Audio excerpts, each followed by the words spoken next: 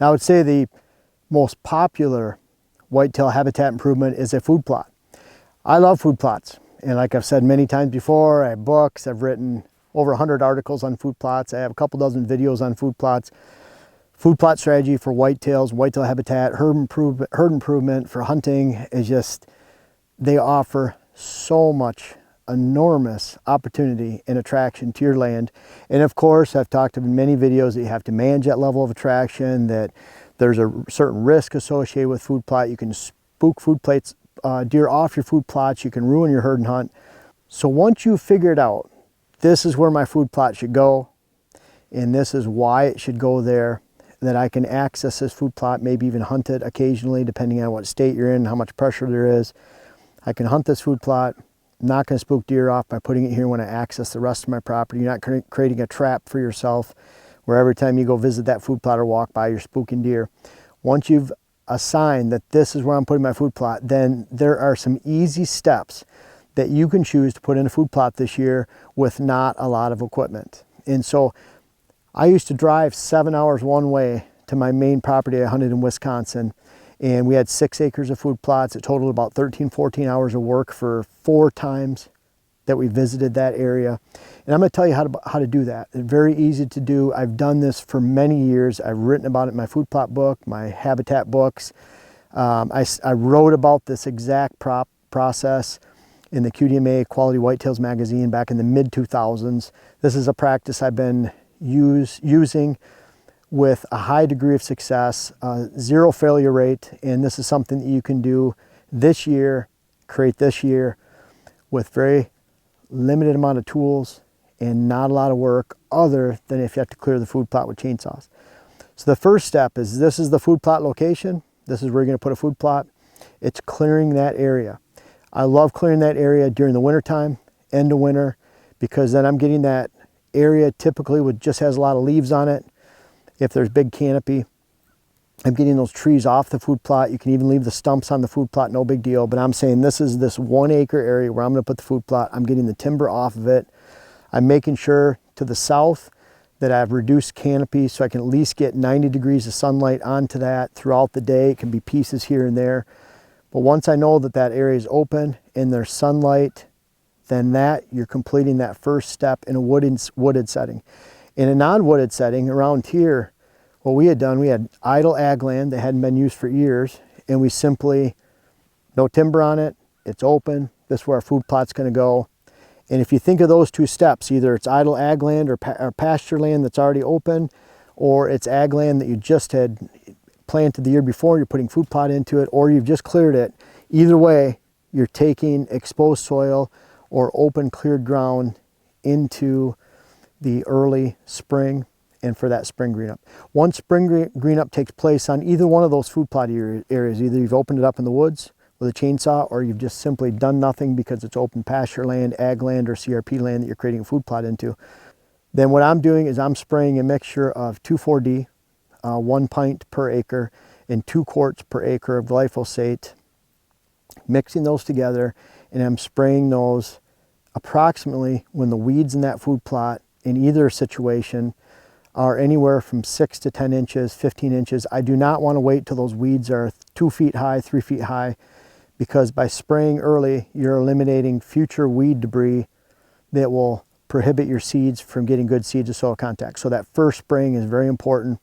And again, I'm using this with the thought that you don't have a tractor, you don't have a lot of earthworking equipment, because folks, if you want to take a small drag behind an ATV, a small disc, and you're going to try to break through 6 inches of sod base, it's not going to happen.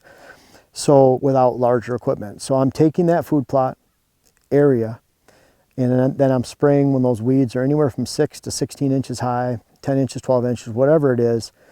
I'm getting that first kill on there. Now with that first kill, you're probably going to eliminate 70–80% of your weeds. Around here, that usually would take place in early May. When we were coming back down here from 2004 till 2012, I didn't live here until I was 2012. So from 2004 to 2012, we would drive down here 7 hours, spray for 2 hours, and go back. And so I'm spraying that mixture.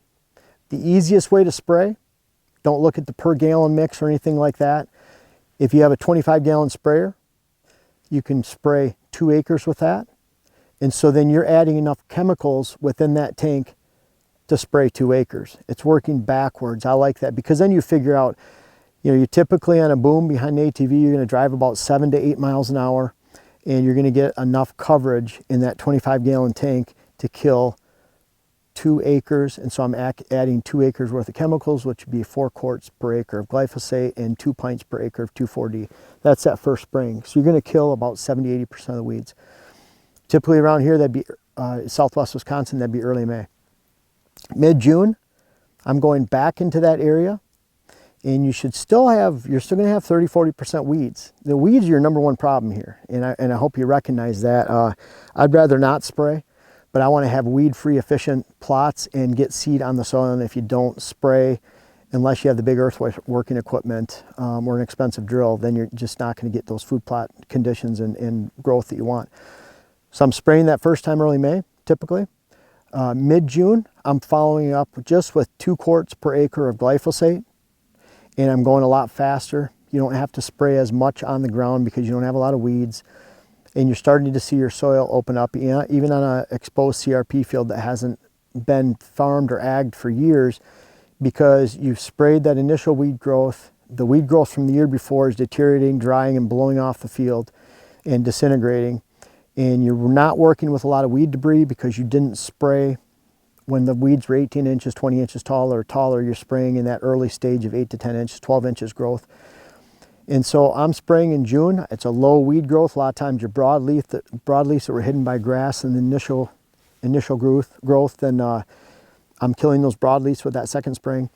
By the time you get into the end of July, which in Wisconsin, lower Michigan, southern portions of Minnesota, northern Indiana, northern Illinois, northern Ohio, and then down into the southern portions of those states, into Pennsylvania, New York. This is great timing for this. Then second spraying mid-June. The third spraying, I'm typically using 1 quart per acre of glyphosate, something pretty light. And then I'm spraying that amount on there so that I'm eliminating 99% of all weeds. It's a really great practice, easy to do, and so very, very effective on eliminating your weeds with just those 3 sprayings, that early May, mid-June, end of July, and then those sprayings, those weeds are gone. The whole idea with that is you've now opened up your soil and you have great soil exposure so that you can simply throw your seed on top of the soil, and very, very easy to do so and get a great catch.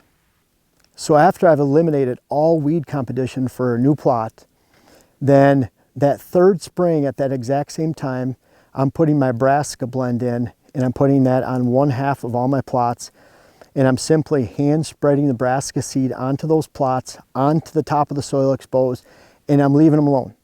No drag, no light drag, no disc, no call to packing, just throwing that on the soil. Folks have done this for years. It didn't matter if it was light sandy soil or clay soil. The key is around August 1st, I'm looking for that moisture that's coming. So if I have a big rain event for several days, July 25th to July 28th, I'm making sure that I plant and spray before that time.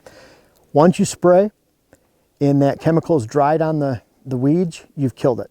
So you don't have to wait 24 hours. If it's raining a half hour, we've sprayed in light rain and had great effect.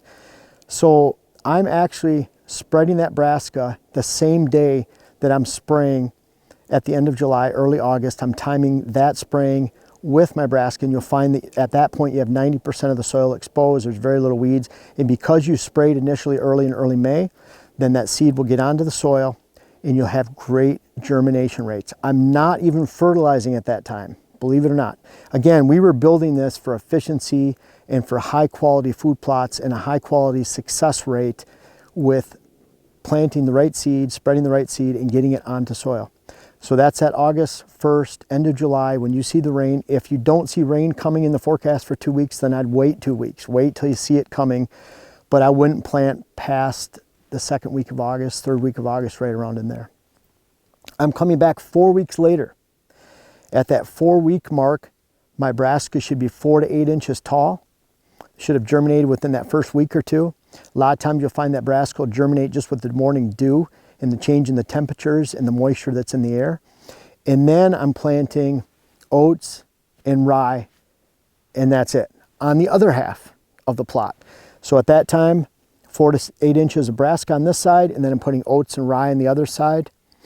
And oats and rye will grow great without working in the soil too much, especially the winter rye grain, not ryegrass.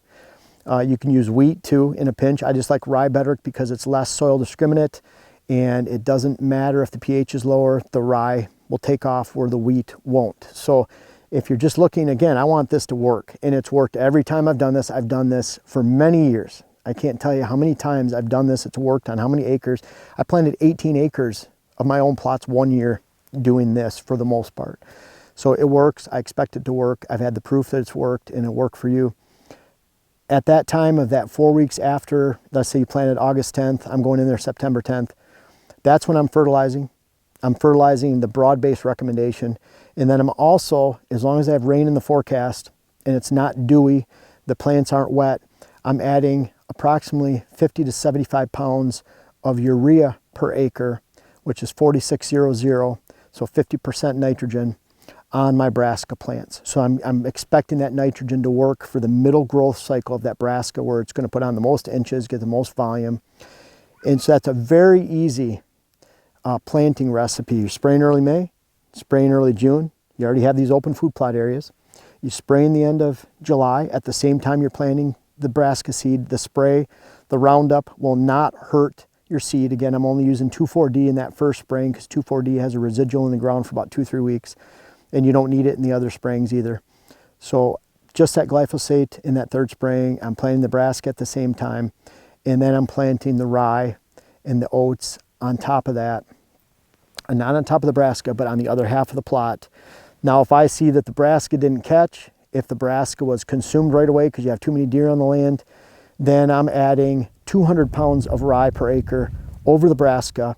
I'm putting 100 pounds of rye and 100 pounds of oats on the other side 4 weeks after the brassica is planted. And then when I get into the end of September, early October, I'm planting another 100 pounds of rye if it's needed on the rye and oat side.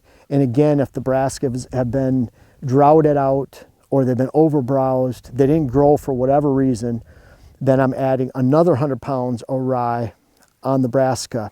So you can use that rye as that layering effect. Now, if you want to take it one step further and you have some good ATV equipment, just a light drag and a cultipacker, then I would add 100 pounds of peas to the oats and rye at that time. You could even disc in 100 pounds of peas at the same time you plant your brassica on the other half of the plot. And now you're disking those, lightly disking in the rye or the peas, 100 pounds per acre. You're not working the earth too much, you bring up more weeds, and then you're running it over with a cultipacker, your ATV tires. I've used my truck tires, car tires as a cultipacker, but those peas have to be set into the soil and covered with soil, at least lightly. And so a lot of different ways you can do this proceeding forward, and we're going to use a lot of these planting methods going forward on my own properties, my leased property, and I think I'm going to at least purchase one property this year. I can't wait, small property. And we'll use and show these steps as we're going forward, but these are highly proven methods. Again, you're spraying the 3 times. I know people don't like using chemicals, but hey, let's face it, if you're just throw and grow or some type of product within a bunch of weeds, it's not going to grow. You're going to have terrible results. And for that, then you're not feeding anything to the deer. You're not defining your habitat movement. And I'd rather, if you're just going to throw some seed on some weeds and let it go, I'd rather see you not even try the food plots and then mow the weeds and fertilize them. You're better off doing that than you are putting seed into a condition where it's not going to grow. Real easy steps to create food plots for you this year. Again, we'll refresh those. If you look up no-till plots, no-till bean plantings, soybean plantings, I've been writing about these concepts and these planting methods for many years, literally going back, been writing about them in magazines 15 years, but I've been practicing these easy steps for 2 decades. They work. You can find my articles on Google, look up no-till plantings. All those articles should come up towards the top, and you can see they go back for many years. I go through more steps with those, and enjoy those food plots. Again, you're locating them correctly. You're not going to spook the deer. You've decided on these locations. Pretty easy way to get your food plots in this year without a lot of equipment. You have to lean on some chemicals a little bit, but then you too can have highly successful, beautiful looking food plots that are weed free, are very efficient for the amount of acres that you can use. Your deer and your hunting will be happy for it this season.